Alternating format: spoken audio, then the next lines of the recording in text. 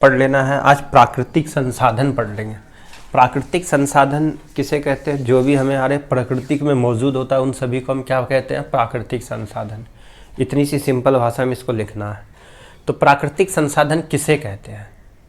तो यहाँ देखो, प्राकृतिक में प्रचुर मात्रा में उपलब्ध, यानी कि जो भी हमारे प्राकृतिक में उपलब्ध है, मानव की मूलभूत आवश्यकताओं को पूर्ति करे, है ना, करने वाले सभी पदार्थ, क्योंकि सभी क्या है? प्राकृतिक में पदार्थ ही है। साइंस की भाषा में यही लिखना, यही क्वेश्चन सोशल साइंस में भी आता है, तो वहाँ लिख देना है आवश्यकताओं की पूर्ति करने वाले संसाधन।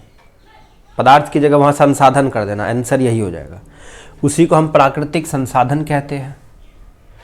एग्जाम्पल के ऊपर वायु, जल, स्थल, खनिज, ऊर्जा, पेट्रोल, डीजल, केरोसिन तेल, ये सभी है, सभी प्राकृतिक संसाधन। पहाड़, वन, जंगल, सब ले लो। अब यहाँ देखो, प्राकृतिक संसाधन को कितने भागों में बांटा गया? तो इनको दो प्रकारों में बांटा गया। एक है नवीकरणीय संसाधन और एक अनवीकरणीय संसाधन। इसलिए ये दो क्वेश्चन ही बार बार एग्जाम में आता है ना, हर सेट में, हर बार। ये एग्जाम में क्या आया था इसको ये भी नहीं पता होगा, 10th में क्या क्वेश्चन आया था। ये लोग को बोलते सुनती नहीं है। तो देखो, नवीकरणीय संसाधन किसे कहते हैं और इसके उदाहरण, क्योंकि ये मेन है याद करना, इस पे ऑब्जेक्टिव आता है।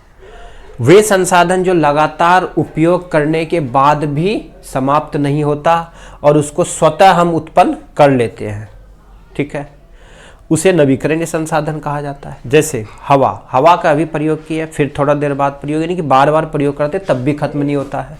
इसी तरह से सौर ऊर्जा, जो सूर्य से आने वाली रोशनी है, जिससे हम सौर प्लेट से सौर ऊर्जा यानी कि विद्युत का प्रयोग करते हैं, कभी खत्म नहीं होता। रोज सूर्य निकलेगा, रोज हम उसका प्रयोग करते हैं। अभी हर खंबे पे एक लग गया है ना सोलर प्लेट, उससे वो क्या आता है, रोज चार्ज होता है, रोज रात में हमको लाइट देता है ना। जल, वन, ये सभी क्या है? नवीकरणीय संसाधन है।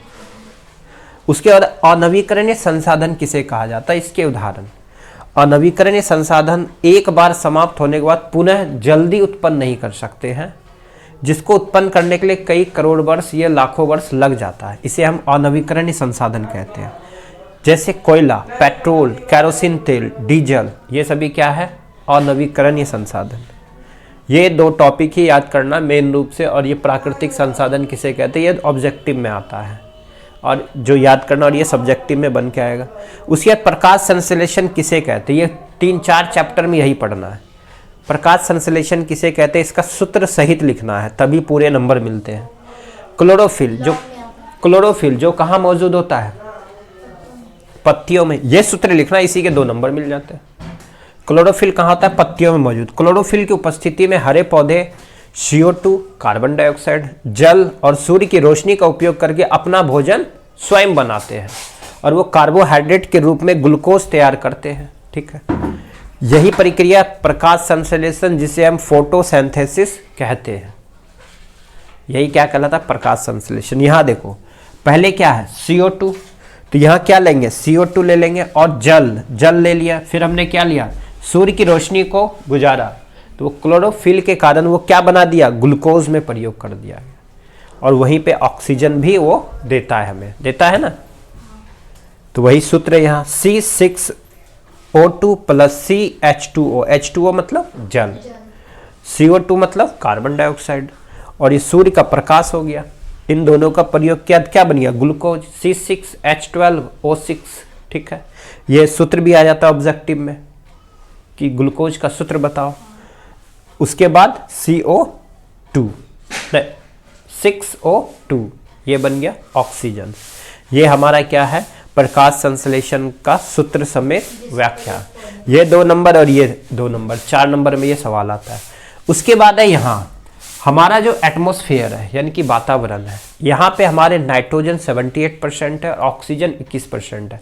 ये भी बार बार एग्जाम में आता है। उसके बाद कार्बन डाइऑक्साइड 0.03% है।